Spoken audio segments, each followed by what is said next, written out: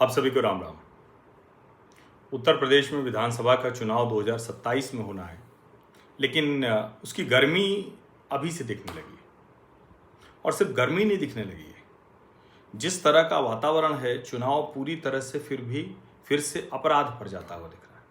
कमाल की बात ये कि लगातार ही कोई न कोई अपराधी वो मारा जाता है, पुलिस एनकाउंटर का शिकार होता है। होना भी चाहिए। जो अपराधी इस तरह से है उसको न्यायालय के जरिए जो पीड़ित है उनको न्याय मिले और उसको भी न्याय मिले। अपराधी को भी न्याय तो ऐसे ही मिलेगा, उसके अपराध की सजा दी जाए।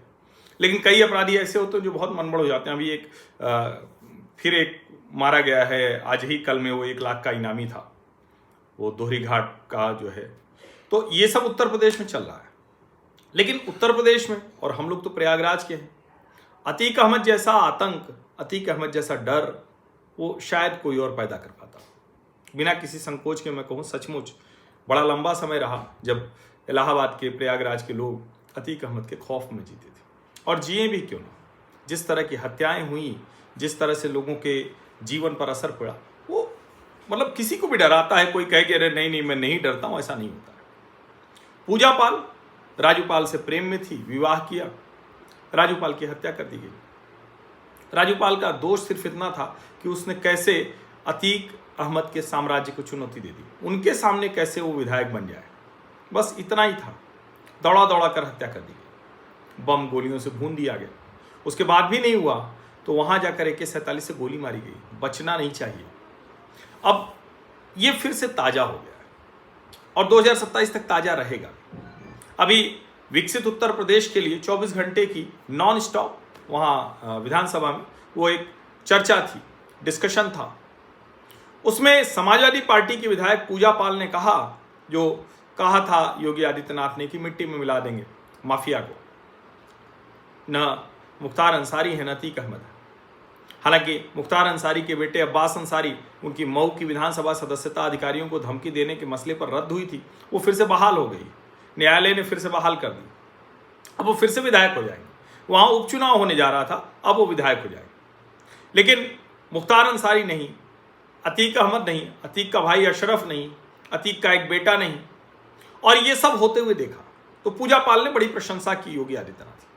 लेकिन प्रशंसा अखिलेश यादव को बर्दाश्त नहीं हुई, होनी भी नहीं चाहिए थी। कैसे हो सकती थी भला? अखिलेश यादव ने पार्टी से निकाल बाहर किया। कहा गया कि राज्यसभा चुनाव में इन्होंने भाजपा को वोट किया था।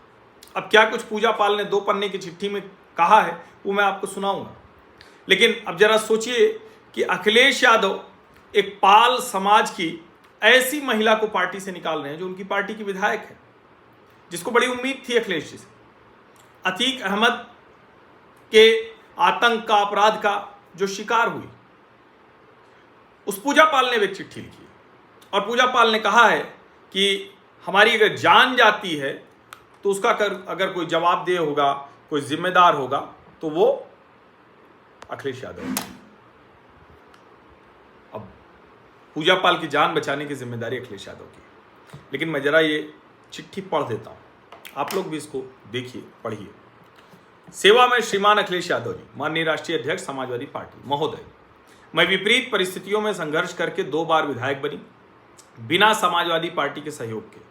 किंतु मेरे पति के हत्यारे को पहले की सरकारों द्वारा संरक्षण दिया जाता रहा। आपके आने के उपरांत हमें कुछ आपके कार्य व्यवहार से ऐसा आभास हुआ, अच्छा लिखने में थोड़ा, कि अपराधियों के विरुद्ध आप हम जैसे पिछड़े गरीब लोगों को भी न्याय दिला सकते हो। इसी कारण मैंने समाजवादी पार्टी के कार्यकर्ताओं नेताओं के कहने से पार्टी ज्वाइन कर चुनाव लड़ा और तीसरी बार विधायक बनी। किंतु जब मैं समाजवादी पार्टी में कार्य करने लगी तो मुझे एहसास होने लगा है कि यहाँ पिछड़े, अति पिछड़े और दलित सब दूसरे दर्जे के नागरिक हैं। पहले दर्जे के नागरिक तो मुस्लिम ही हैं।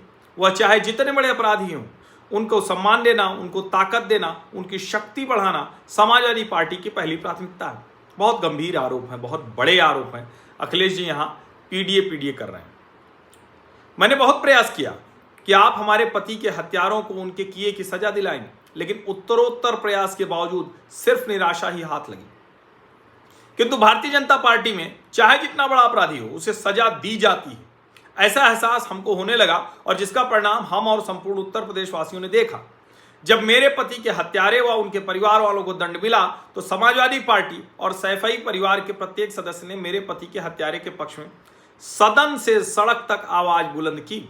इस कारण मुझे आपकी नीतियों से भरोसा उठ गया। महोदय, आपने मुझे पार्टी से निष्कासित कर दिया है। एक बार मैं यह चाहती हूं कि उत्तर प्रदेश की जनता, पिछड़ी, अति पिछड़ी और दलित, यह देख तो लेती कि हमको निकाला क्यों गया। कम से कम एक बार मेरे द्वारा पार्टी के भीतर किए गए गुनाहों की जानकारी देते हुए हमारा पक्ष जवाब भी मांगा जाना चाहिए था। और जब मैं अपने ऊपर आपके द्वारा लगाए गए आरोपों का जवाब आपको प्रेषित करती तो दोनों पक्षों, आपके निष्कासन के कारण और उस पर हमारा जवाब, उत्तर प्रदेश की जनता कम से कम देखती, सुनती तो निर्णय ले पाती कि क्या सचमुच आप संपूर्ण पीडीए के संरक्षक हो या सिर्फ पिछड़ों और दलितों को छलने का काम समाजवादी पार्टी कर रही है। पूजा पाल योगी आदित्यनाथ से मिल चुकी हैं प्रशंसा के बाद, यह तस्वीर भी जारी हो चुकी है।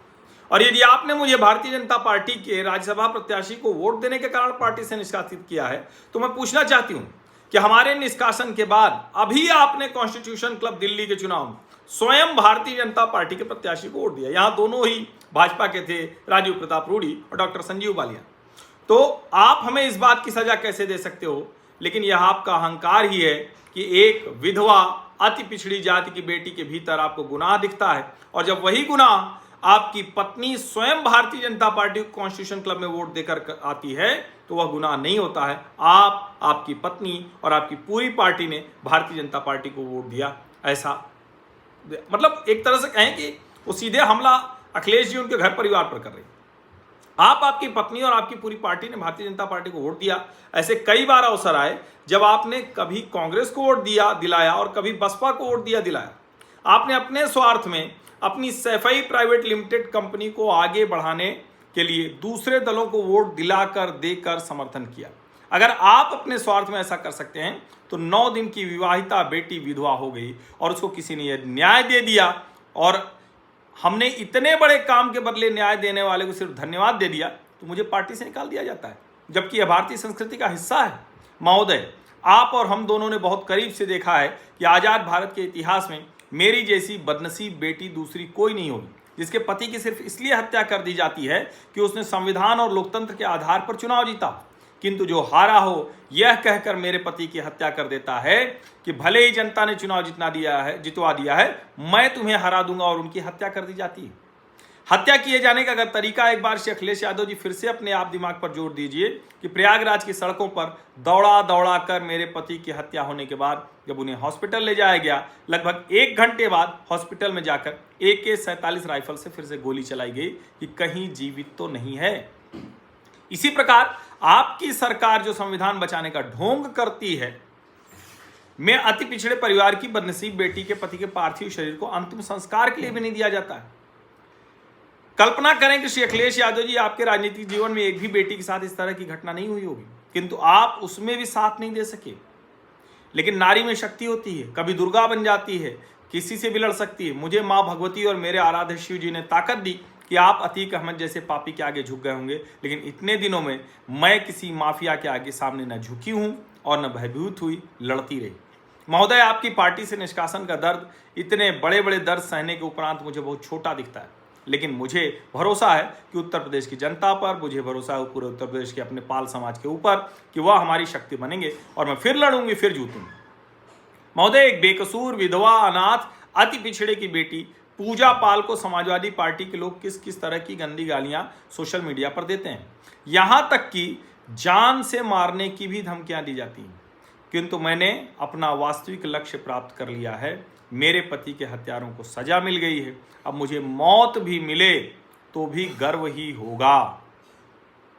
किंतु आपने मुझे जिस तरह बीच रास्ते में अपमानित कर मरने के लिए छोड़ दिया है, जिससे समाजवादी पार्टी के अपराधी अनुयायियों का मनोबल बहुत बढ़ गया है, इसलिए संभव है कि मेरे पति की भांति मेरी भी हत्या हो जाए। यदि ऐसा होता है तो मैं सरकारों से, प्रशासन से मांग करती हूं कि मेरी हत्या का वास्तविक दोषी समाजवादी पार्टी श्री अखिलेश यादव को ही माना जाए। जय हिंद। इतना बड़ा आरोप अखिलेश यादव पर पहले कभी नहीं लगा।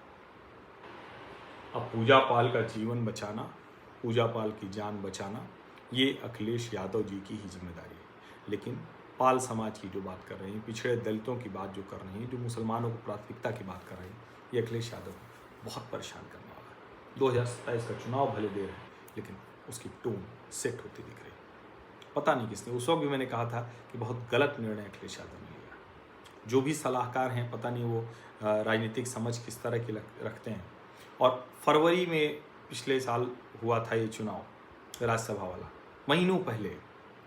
आपको तभी निकाल देना था अगर सचमुच आपको लगता है कि उसने क्रॉस वोटिंग की थी। जरा सोचिए, अपराधी के साथ अपराधियों को समाप्त करने वाला, अगर इस पर चुनाव जाएगा तो किस तरफ जाएगा? आप खुद सोचिए, खुद तय कीजिए। आप सभी का बहुत बहुत धन्यवाद। सब्सक्राइब अवश्य कर लीजिए, नोटिफिकेशन वाली घंटी दबा दीजिए, लाइक का बटन दबा दीजिए, अधिक से अधिक लोगों तक इस वीडियो को पहुंचा दीजिए। धन्यवाद।